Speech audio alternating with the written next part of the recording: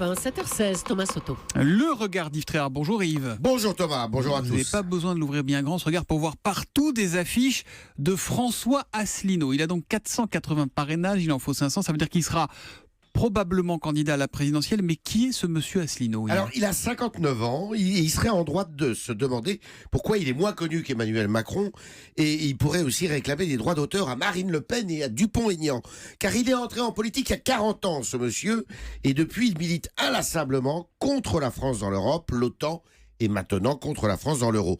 Il était narque, inspecteur des finances, et il a été dans l'ombre de Pasqua avant de créer son parti, l'Union populaire républicaine, en 2007, qui revendique aujourd'hui 16 000 adhérents et vit de leurs cotisations. Et alors, il est inconnu, Asselineau, en dehors des affiches dont vous parlez, et pourtant, il ne lui manque que 20 parrainages validés sur les 500 nécessaires pour se présenter à la présidentielle, donc a priori une formalité, et pourtant aussi, eh bien, il attend 6 000 personnes à son prochain meeting, le 25 mars, porte de la Villette à Paris.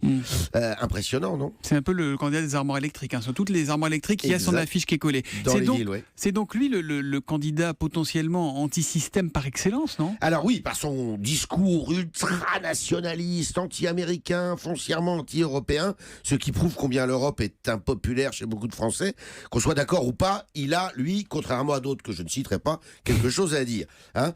Par son mode de communication aussi, parce que tout passe par Internet, en dehors des affiches, où sa propagande est suivie, j'ai regardé, par des milliers de personnes tous les jours. L'europhobie et Internet sont ces deux armes. Alors vous allez me dire, Thomas, les temps changent. Les trotskistes, qui ont en moyenne 2 voire 3 candidats à chaque présidentielle, devraient cette année n'en avoir qu'un.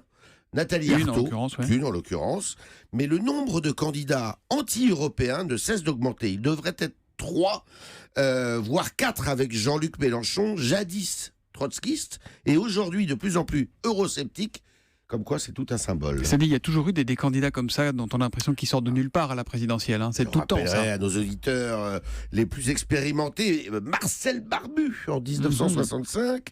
Les conditions d'accès sont régulièrement durcies pour écarter les farfelus et les indésirables.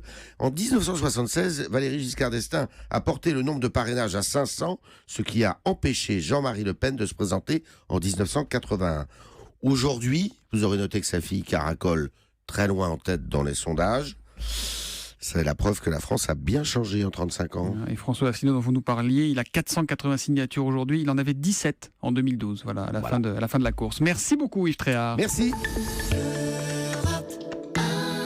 Retrouvez nos analyses, nos propositions, adhérez ou faites un don sur upr.fr. Retrouvez-nous aussi sur Facebook pour partager des idées et participer au direct. Twitter pour suivre les réactions de François Asselineau au jour le jour. YouTube pour ne rater aucune de nos vidéos. Pour nous aider à rétablir la démocratie, poussez-nous, abonnez-vous, partagez.